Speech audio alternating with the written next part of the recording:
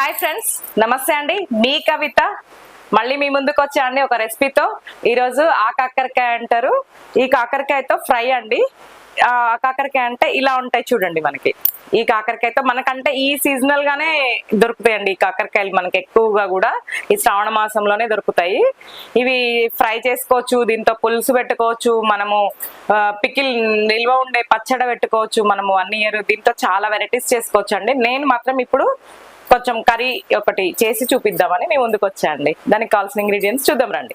Okay అండి, 1/2 kg నేను cut చేసి ఇలా మంచిగా వాటర్లో కొంచెం నానబెట్టి కడిగేసి ఇలా క్లీన్ చేసి పెట్టుకొని కటింగ్ చేసి పెట్టుకున్నాండి. 1/2 kg పోపు గింజలు, పసుపు, కొత్తిమీర, కరివేపాకు, ఉప్పు, ధనియాల పొడి అండ్ పచ్చిమిర్చి, కారం, ఉల్లిగడ్డలు, ఎల్లిపాయ, ఎండుమిర్చి అండి. దీనికి కావాల్సిన ఇంగ్రీడియంట్స్ అంతే అండి. మన ఇంట్లో ఉండే డైలీ మనం ఏ వాటితో యూజ్ చేస్తామో కర్రీ అదే అండి, అంతే. వేరే కొత్తవి ఇందులో ఏం యూజ్ చేయట్లేదండి. స్టవ్ వెలిగించండి, నేను ఆయిల్ వేస్తున్నాను కొంచెం. ఓకే,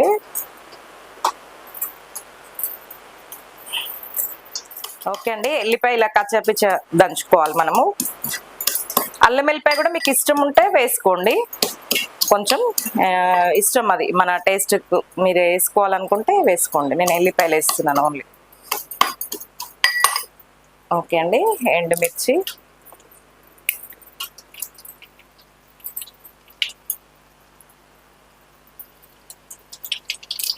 పోపు గింజలు,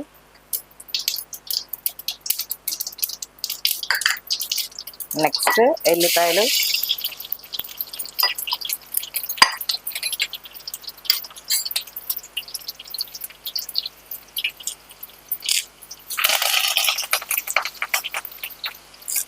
కరివేపాకు, ఉల్లిగడ్డలు.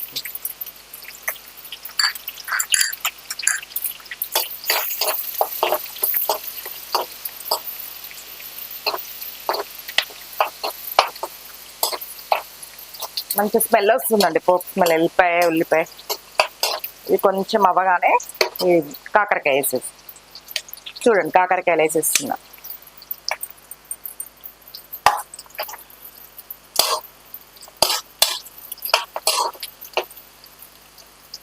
ఒక 2 minutes మూత పెట్టి పెట్టేద్దామండి. ఓకే అండి, ఒకసారి మూత తీసి చూద్దాం. కొంచెం పసుపు,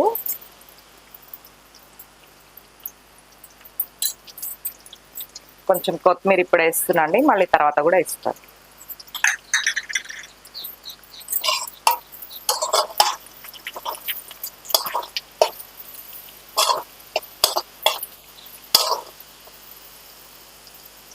కొన్ని పచ్చిమిర్చి,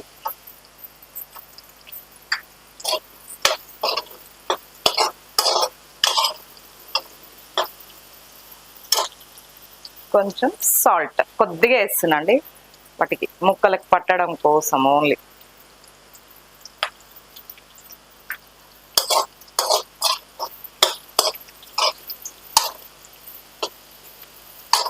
మళ్ళీ ఒక 2 minutes మూత పెట్టేస్తున్నాండి. ఓకే అండి, కారం వేద్దాం ఇప్పుడు. ఆల్రెడీ ఇందాక పచ్చిమిర్చి వేసాం కదా, చూసుకొని కారం అంతే. నెక్స్ట్ ఉప్పు కొంచెం అండ్ ధనియాల పొడి అంతే. నెక్స్ట్ కొత్తిమీర.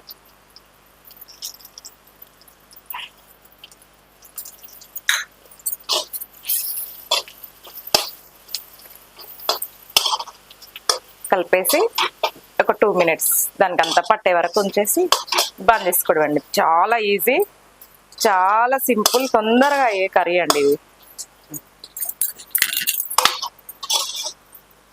ఓకే, అయిపోయింది. మూత పెడుతున్నాండి ఒక 1 minute అంతే జస్ట్. ఓకే అండి, చూద్దాం. కర్రీ మంచిగా ఫ్రై అయిపోయింది చూడండి. మనకి ఎలా కావాలనుకున్నామో అలా అయిపోయింది ఫ్రై. చాలు, స్టవ్ బంద్ చేస్తున్నాండి నేను. ఇంకా సర్వింగ్ చేసి తీసుకుందాం. ఓకే అండి, టేస్ట్ చేద్దాం.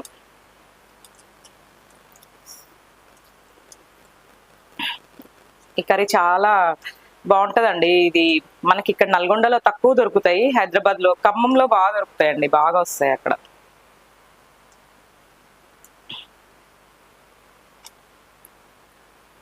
టేస్ట్ చేస్తున్నాను.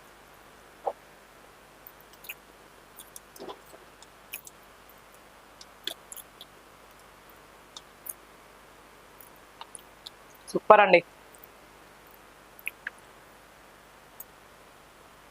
మనం వేసిన ఎల్లిపాయలు, కరివేపాకు, కొత్తిమీర, ఆ గింజలు, ఆ పంట కింద తగిలి సౌండ్, ఇట్లా చాలా బాగుందండి టేస్ట్.